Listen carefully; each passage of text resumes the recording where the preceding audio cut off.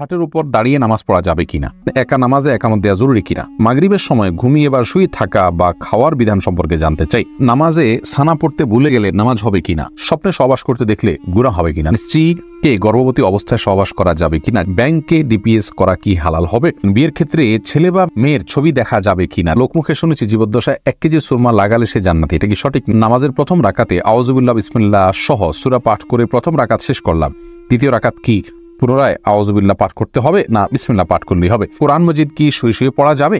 অজুর সময় ঘন দাড়ির ভেতর পানি কিভাবে পৌঁছাতে হবে? মৃত ব্যক্তির সামনে আগরবাতি জ্বালানো যাবে কিনা? নবজাতকের বমি কাপড় লাগলে নামাজ হবে কিনা? মুরগি একাই জবে করতে পারবে কিনা কারো হেল্প ছাড়া? জুমার নামাজ কি শুধু পুরুষের জন্য ফরজ, মেয়ের জন্য এর বিধান কি? মহিমা মাহি আপনি জানতে চেয়েছেন নবজাতকের বমি কাপড় লাগলে নামাজ হবে কিনা। দেখুন, বমি নাপাক, সেটা নবজাতক হোক অথবা প্রাপ্তবয়স্ক কেউ হোক, সবার বমি নাপাক, যার কারণে এটি লাগলে নাপাক হয়ে যাবে। জান্নাত আরা জুলি আপনি জানতে চেয়েছেন মুরগি একাই জবে করতে পারবে কিনা কারো হেল্প ছাড়া? হ্যাঁ, করতে পারবে, কোনো অসুবিধা নেই। মুরগিতে একজন ধরতে হবে এমন কোনো বাধ্যবাধকতা নেই। আপনি মুরগি যেভাবে খুশি সেভাবে জবাই করবেন, জবাই করাটাই হলো মুখ্য। বিসমিল্লাহ বলে জবাই করতে পারলে আপনি নিজে একাও করতে পারেন, কোনো অসুবিধা নেই। রাজীব হোসেন জানতেছেন জুমার নামাজ কি শুধু পুরুষের জন্য ফরজ, মেয়ের জন্য এর বিধান কি? অথচ হাদিসে নবী মুহাম্মদ সাল্লাল্লাহু আলাইহি ওয়াসাল্লাম বলেন, আমি যেভাবে নামাজ পড়ি তোমরা সেভাবে নামাজ পড়ো। ভাই রাজীব হোসেন, রাসূল আকরাম সাল্লাল্লাহু আলাইহি ওয়াসাল্লাম মেয়েদেরকে বাসায় নামাজ পড়তে বলেছেন, আর বাসায় তো আর জুমা পড়া যায় না, এই জন্য মেয়েদের জন্য জুমা পড়া আবশ্যক নয়। এটি হলো বিশুদ্ধ মত। তবে হ্যাঁ, কেউ জুমা হাজির হয়ে যদি পর্দার সাথে পড়তে পারেন সেটি জায়েজ আছে, কিন্তু তাদের জন্য জুমা আবশ্যক নয়। নুসরাত জাহান ইমু আপনি জানতে চেয়েছেন মৃত ব্যক্তির সামনে আগরবাতি জ্বালানো যাবে কিনা। দেখুন, আগরবাতি মূলত জ্বালানোর নির্দেশ হলো সুঘ্রাণের জন্য। অতএব মৃত ব্যক্তিকে রেখেছেন, তার দেহ থেকে কোনো দুর্গন্ধ আসতে পারে, সেই জায়গা থেকে আপনি সুঘ্রাণ যুক্ত কোনো কিছু ব্যবহার করতেই পারেন, আগরবাতি জ্বালাতেই পারেন। এছাড়া মসজিদে আগরবাতি জ্বালানোর কথা মুরাদুল্লাহ তারা বলেছেন। ইমানদারের বাসা বাড়িতে আগরবাতি অথবা ধূপের আপনার ধোঁয়া এটা প্রজ্বলন করা হবে সুঘ্রাণের জন্য, এটি ভালো, এটি খারাপ কোনো কাজ নয়। তবে মৃত ব্যক্তির জন্য করতেই হবে এমন কোনো বিষয় নয়। এমনি নাসিমউদ্দিন আপনি জানতে চেয়েছেন অজুর সময় ঘন দাড়ির ভেতর পানি কিভাবে পৌঁছাতে হবে। দেখুন, পানি এভাবে কোষ করে ধরে আপনি যেভাবে ভিজিয়ে রাখেন, তাহলে সেক্ষেত্রে যত ঘন দাড়ি হোক না কেন গোড়ায় চলে যাবে। এরপরে ফারিয়া ইসলাম জানতে চেয়েছেন কোরআন মজিদ কি শুয়ে শুয়ে পড়া যাবে। হ্যাঁ বোন ফারিয়া, কোরআন মজিদ শুয়ে শুয়ে পড়া যাবে, কোরআন মজিদ শুয়ে পড়া যাবে না এমন কোনো কথা কোরআন হাদিসের কোথাও বলা হয়নি, বরং সাধারণ অবস্থায় কোরআন মজিদ পড়া যাবে। তবে কোরআন মজিদের প্রতি কোরআন মজিদকে বুকের মধ্যে ধরে অসম্মানজনকভাবে শুয়ে শুয়ে পড়া উচিত না। আপনি মুখস্থ থেকে পড়তে পারেন, আর সাধারণ অবস্থায় বসে বসে সুস্থ অবস্থায় আপনার কোরআন মজিদ পড়ার চেষ্টা করা উচিত। সাইফুল ইসলাম জানতে চেয়েছেন নামাজের প্রথম রাকাতে আউযুবিল্লাহ বিসমিল্লাহ সহ সূরা পাঠ করে প্রথম রাকাত শেষ করলাম, দ্বিতীয় রাকাত কি পুনরায় আউযুবিল্লাহ পাঠ করতে হবে না বিসমিল্লাহ পাঠ করলেই হবে? দেখুন, সূরা ফাতিহা যেহেতু আপনি নতুন করে শুরু করছেন, এই জন্য আপনি আউযুবিল্লাহ পাঠ করবেন এবং এরপরে বিসমিল্লাহ পাঠ করবেন। কারণ ফাইদা ক্রাতাল কোরআন ফাস্তাইয বিল্লাহি মিনাশ শাইতানির রাজিম, আল্লাহ তাআলা বলেছেন কোরআন যখন পাঠ করবে তখন তুমি আল্লাহ তাআলার কাছে আশ্রয় চাইবে শয়তান থেকে। এই জন্য প্রথম রাকাতে আপনি সূরা ফাতিহা পাঠ করেছেন, এরপরে আপনি রুকু করেছেন, সিজদা করেছেন, তাসবিহ পাঠ করেছেন, অনেকগুলো কাজ করেছেন, আবার নতুন করে আপনি তেলাওয়াত শুরু করছেন, যার কারণে আপনি এখানে আউযুবিল্লাহ সূরা 2টা পাঠ করবেন। এরপরে বোন সাদিয়া ইসলাম জানতেছেন লোকমুখে শুনেছি জীবদ্দশায় 1 কেজি সুরমা লাগালে সে জান্নাতি, এটা কি সঠিক? না বোন, এরকম কোনো কথা নেই যে 1 কেজি পরিমাণ সুরমা লাগালে সে জান্নাতি হবে। তবে হ্যাঁ, মৌলিকভাবে সুরমা লাগানো রাসূল আকরাম সাল্লাল্লাহু আলাইহি ওয়াসাল্লামের সুন্নাহ এবং সে বিষয়ে নবী সাল্লাল্লাহু আলাইহি ওয়াসাল্লামের সুস্পষ্ট নির্দেশনা রয়েছে। আমরা সুরমা লাগাবো আমাদের সাধ্য অনুযায়ী, তবে 1 কেজি পরিমাণ লাগাতে হবে এমন কোনো কথা নেই, এটি মন গড়া কথা। আয়েশা আহমেদ আপনি ইউটিউব চ্যানেলে প্রশ্ন করেছেন বিয়ের ক্ষেত্রে ছেলে বা মেয়ের ছবি দেখা যাবে কিনা। দেখুন, ছেলে বা মেয়ের ছবি দেখা যাবে বিয়ের ক্ষেত্রে শর্ত সাপেক্ষে, আর সে শর্ত হলো ছেলে মেয়ের ছবি দেখবে, তার কোনো বাবা অভিভাবক বা অন্য কাউকে দেখাবে না এবং দেখার পরেটি মুছে ফেলবে নিজের কাছ থেকে, এবং মেয়েও ছেলের ছবি দেখবেন এবং সেটি ফিতনায় পতিত হয়, ছবি দেখে বাজে চিন্তা হয় বিবাহ ছাড়া আগ পর্যন্ত, সেই সুযোগ যেন না থাকে সেজন্য এটি রিমুভ করে ফেলবেন। এই শর্ত সাপেক্ষে এটি দেখা জায়েজ রয়েছে সম্পূর্ণ বিয়ের নিয়ত যখন পাকাপাকি হয়ে যাবে তখন। আর আজকাল যেমন হয়, আল্লাহ মাফ করুক, তথাকথিত অবৈধ প্রেমের ক্ষেত্রে অনেকে বলে যে আমার বিয়ের নিয়ত আছে সেজন্য আমি দেখছি, আপনি দেখেই যাবেন, এ অধিকার আপনাকে দেওয়া হয়নি। আপনি এক নজর দেখতে পারেন শুধুমাত্র জানার জন্য, বাস এটুকু, এরপরে আপনি সেটার কন্টিনিউ করতে পারবেন না।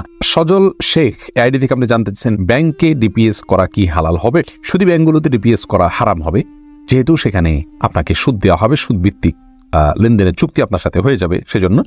আর ইসলামী ব্যাংকগুলো যদি হয় তাহলে সেক্ষেত্রে বেশ কিছুটা ছাড় রয়েছে, এবং সেটি কিছুটা কোনো কোনো ক্ষেত্রে এটি সন্দেহের মধ্যে পড়বে, শুবহাতের মধ্যে পড়বে, বাকি মৌলিকভাবে অন্য কোনো উপায় যদি কারো না থাকে এটি নাজায়েজ বা হারাম সরাসরি হবে না, তবে অ্যাভয়েড করতে পারলে সেটাও ভালো, যেহেতু সংশয় বা সন্দেহ সেখানেও রয়েছে। শাহাদাত হোসেন সবুজ আপনি জানতে চেয়েছেন স্ত্রীকে গর্ভবতী অবস্থায় সহবাস করা যাবে কিনা।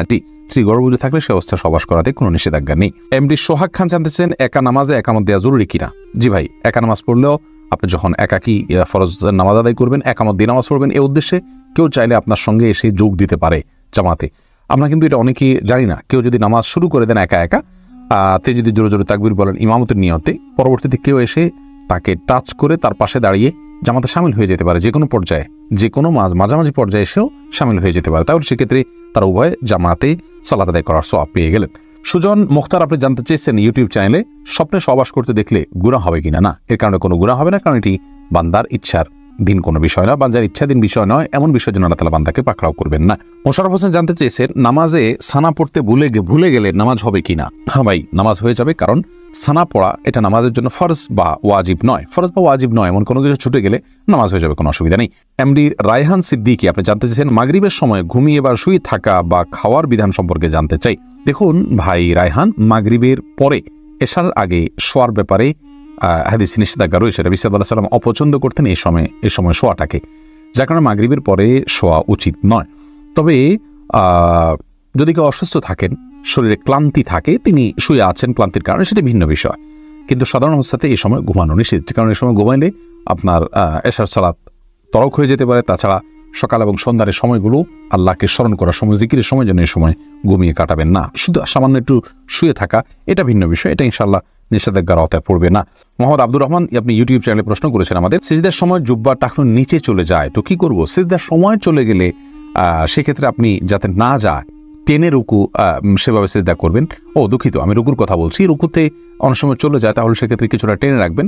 সিজদার সময় চলে গেলে সেটি আপনার এক তো এখতিয়ারাধীন নয়, আর সেটি কারণে ইনশাআল্লাহ কোনো গুনাহ হবে না, যেহেতু এটি আমার এখতিয়ারাধীন নয় এবং এটিকে আমরা ধরে রাখতে পারবো না। অনেক ছোট ছোট পোশাকও দেখা যায় সিজদার সময় ঠিকই চলে যায় জড়সড় হয়ে, এটি স্বাভাবিক অবস্থা না। সাধারণ অবস্থায় আমরা চলাচলের সময়, দাঁড়ানোর সময় যেন টাকনুর নিচে পোশাক না থাকে, সেটিই মূলত হাদিসে নিষিদ্ধ। বাণী এই আইডি থেকে আপনি জানতে চেয়েছেন খাটের উপর দাঁড়িয়ে নামাজ পড়া যাবে কিনা। যাবে, কোনো অসুবিধা নেই। আপনি খাট হোক আর ভূমি হোক, ফ্লোর হোক, যে কোনো জায়গায় দাঁড়িয়ে সালাত আদায় করতে পারবেন। আপনি স্বাভাবিকভাবে যদি সালাত আদায় করতে অসুবিধা না হয়, তাহলে সেক্ষেত্রে কোনো অসুবিধা নেই। হ্যাঁ, কোনো খাটের উপরে দেখা যায় যে ম্যাট্রেস বা ফোম থাকার কারণে অনেক দূর ডেবে যায়, যার কারণে রুকু সিজদায় তিনি ব্যালেন্স রাখতে পারেন না এবং সুন্দরভাবে সালাত আদায় করতে পারেন না, সিজদা সঠিকভাবে করতে পারেন না। এরকম যদি হয় তাহলে সেক্ষেত্রে তার জন্য খাটে দাঁড়িয়ে সালাত আদায় করা উচিত হবে না। এটা কমপক্ষে মাকরুহ হবে, অপছন্দনীয় হবে, তবে সালাত হয়ে যাবে। যেহেতু সালাত স্বাভাবিকভাবে করতে তার অসুবিধা হয়, শরীরে ব্যালেন্স ঠিক রাখতে পারে না, রুকু সিজদা যথাযথভাবে করতে অসুবিধা হয় এবং মনোযোগেও ব্যাঘাত সৃষ্টি হয়, যার কারণে এরকম জায়গায় সালাত আদায় করা উচিত নয়। আর যদি এতটা নরম না হয় তাহলে সেক্ষেত্রে সাধারণ খাটে বা চকিতে সালাত আদায় করতে কোনো অসুবিধা নেই।